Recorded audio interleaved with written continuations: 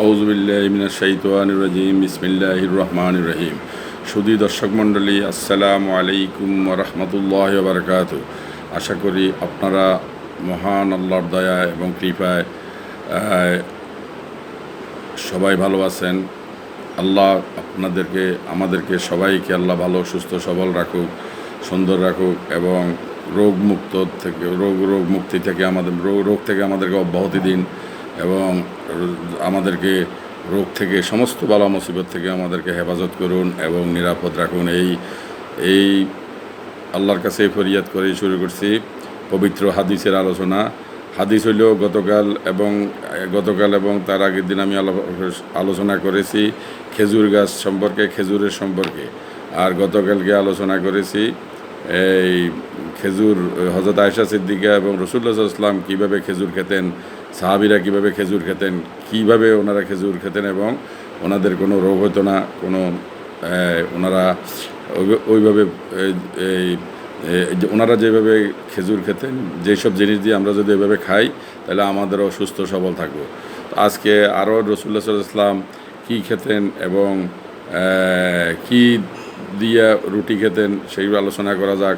আমরা যদি রাসূলুল্লাহ সাল্লাল্লাহু আলাইহি ওয়াসাল্লামকে যদি অনুসরণ এবং অনুকরণ করি তাহলে আমাদেরও ওনার মতো এবং সাহাবীদের কেরামদের মতো যারা রাসূলুল্লাহ সাল্লাল্লাহু আলাইহি ওয়াসাল্লামকে অনুসরণ অনুকরণ করতো তাদের মতো আমাদেরও কোনো শরীরের মধ্যে কোনো রোগ, কোনো বালা মুসিবত প্রবেশ করবে না এবং আমরা সুস্থ সবল থাকবো।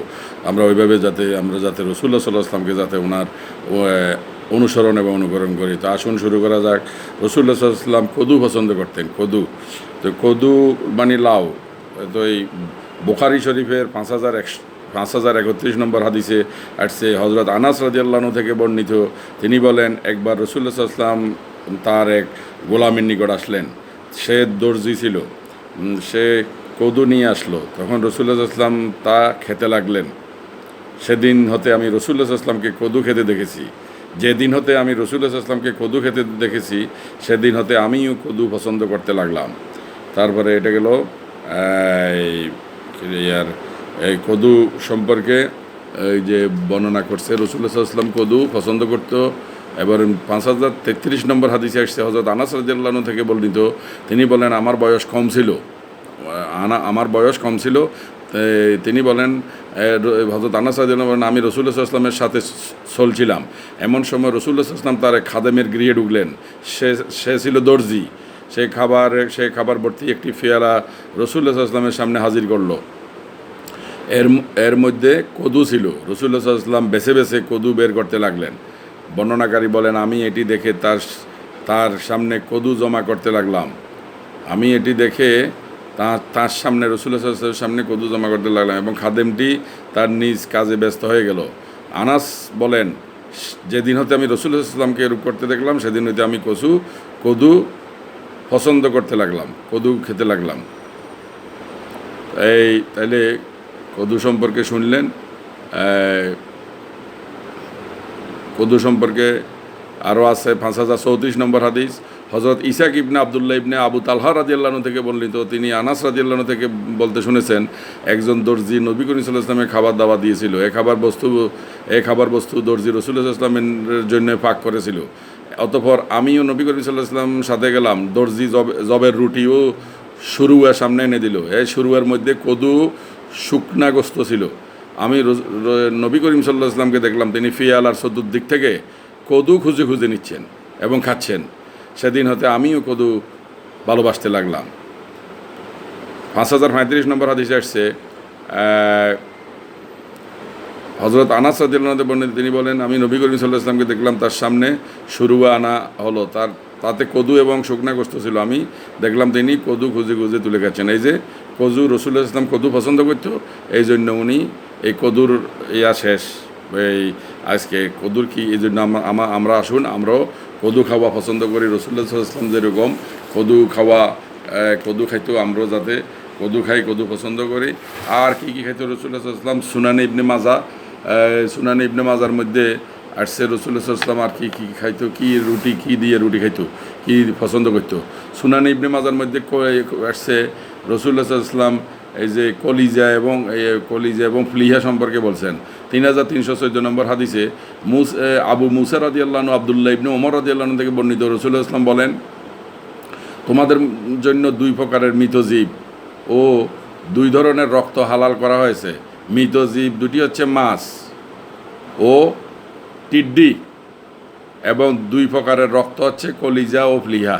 অর্থাৎ এটা উনি রাসূলুল্লাহ সাল্লাল্লাহু আলাইহি ওয়াসাল্লাম বলছে যে কি মৃত জীবের মধ্যে হইলো এটা হইলো মাছ রক্ত, আর একটা হইলো হালাল করা হয়েছে, আর একটা হইলো টিড্ডি, এটা হালাল করছে। আর এবং দুই প্রকারের রক্ত হচ্ছে কলিজা এবং ফ্লিহা। এইটা রাসূলুল্লাহ এটা উনি এটা বলছে হযরত আব্দুল্লাহ ইবনে ওমর রাদিয়াল্লাহু আনহু থেকে বর্ণিত। তারপরে লবণ সম্পর্কে কি বলছে? 3315 নম্বর হাদিসে হিশাম ইবনে আম্মার রাদিয়াল্লাহু আনহু হযরত ইবনে মালিক রাদিয়াল্লাহু আনাস ইবনে মালিক রাদিয়াল্লাহু আনহু থেকে বর্ণিত, তিনি বলেছেন রাসূলুল্লাহ সাল্লাল্লাহু আলাইহি ওয়াসাল্লাম বলেছেন, তোমাদের তরকারির শ্রেষ্ঠ উপকরণ হচ্ছে লবণ। তরকারির শ্রেষ্ঠ উপকরণ হচ্ছে লবণ। তরকারি সিরকা দিয়ে রুটি খাইতেন কে? রাসূলুল্লাহ সাল্লাল্লাহু আলাইহি ওয়াসাল্লাম। আহমদ 3316 নম্বর আহমদ ইবনে আবু হাওয়ারা হযরত আয়েশা রাদিয়াল্লাহু আনহা থেকে বর্ণিত, তিনি বলেন রাসূলুল্লাহ সাল্লাল্লাহু আলাইহি ওয়াসাল্লাম বলেছেন, সিরকা উত্তম তরকারি। সিরকা উত্তম তরকারি। 3317 নম্বর হাদিসে আসছে জুবারা ইবনে মুগাল্লিস রাদিয়াল্লাহু আনহু জাবির ইবনে আব্দুল্লাহ রাদিয়াল্লাহু আনহু থেকে বর্ণিত, তিনি বলেন রাসূলুল্লাহ সাল্লাল্লাহু আলাইহি ওয়াসাল্লাম বলেছেন, সিরকা উত্তম তরকারিদের মধ্যে একটি। সিরকা হচ্ছে উত্তম তরকারিদের মধ্যে একটি তরকারি। এটা গেল। এবং আর 3318 নম্বর হাদিসে আসছে আব্বাস ইবনে উসমান দিমাশকি রাদিয়াল্লাহু আনহু উম্মে সাদ রাদিয়াল্লাহু আনহু থেকে বর্ণিত, তিনি বলেন একদা রাসূলুল্লাহ সাল্লাল্লাহু আলাইহি ওয়াসাল্লাম আয়েশা রাদিয়াল্লাহু আনহা নিকট আসেন এবং আমি তার কাছে ছিলাম। তিনি বললেন, সকালের নাস্তা আছে কি? তিনি বললেন, আমাদের নিকট রুটি, খেজুর ও সিরকা আছে। তখন রাসূলুল্লাহ সাল্লাল্লাহু আলাইহি ওয়াসাল্লাম বললেন, সিরকা উত্তম তরকারি। হে আল্লাহ, সিরকায় বরকত দাও, কারণ তা আমার পূর্বেকার নবীগণের তরকারি ছিল। যে ঘরে সিরকা আছে তার কখনো তরকারির অভাব হয়নি।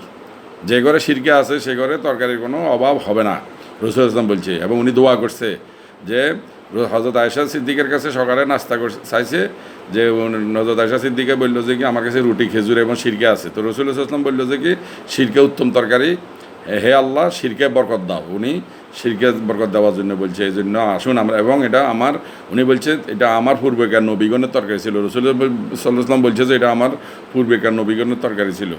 আর যে ঘরে সিরকা আছে তার কখনো তরকারির অভাব হয়নি, যে ঘরে সিরকা আছে। এবার জাইতুন তেল সম্পর্কে, জৈতুন তেল 3319 নম্বর হাদিসে আসছে, এবার আপনারা এই জন্য সিরকা খাবেন। এবার 3319 নম্বর জৈতুন তেল সম্পর্কে রাসূলুল্লাহ সাল্লাল্লাহু আলাইহি ওয়াসাল্লাম জৈতুন তেল সম্পর্কে কী বলছেন? হোসাইন ইবনে মাহাদি রাদিয়াল্লাহু আনহু ওমর রাদিয়াল্লাহু আনহু থেকে বর্ণিত, তিনি বললেন রাসূলুল্লাহ সাল্লাল্লাহু আলাইহি ওয়াসাল্লাম বলেছেন, জাইতুন তেল দিয়ে রুটি খাও। রাসূলুল্লাহ সাল্লাল্লাহু আলাইহি ওয়াসাল্লাম বলছেন জাইতুন তেল দিয়ে রুটি খাও এবং দেহে মাখো, কারণ তা বরকতপূর্ণ গাছ থেকে হয়।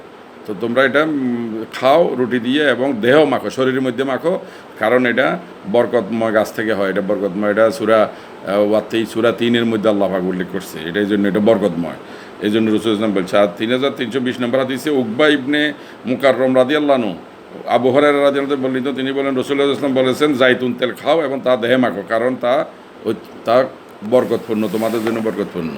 তো আজ এই পর্যন্তই। আপনারা জাইতুন তেলও খাবেন এবং দেহে মাখবেন। রাসূলুল্লাহ সাল্লাল্লাহু আলাইহি ওয়াসাল্লাম যেহেতু খাইছে এবং মাখছে, এবং সিরকা এবং অন্যান্য যেগুলো আলোচনা করছি, তো এইভাবে চলবেন, ওনাকে অনুকরণ করেন। আজ এই পর্যন্ত। আগামীকাল আবার অন্য কিছু নিয়ে আসবো ইনশাআল্লাহ, আরও ভালো। আমার সাথে থাকুন। আসসালামু আলাইকুম ওয়া রাহমাতুল্লাহি ওয়া বারাকাতুহু।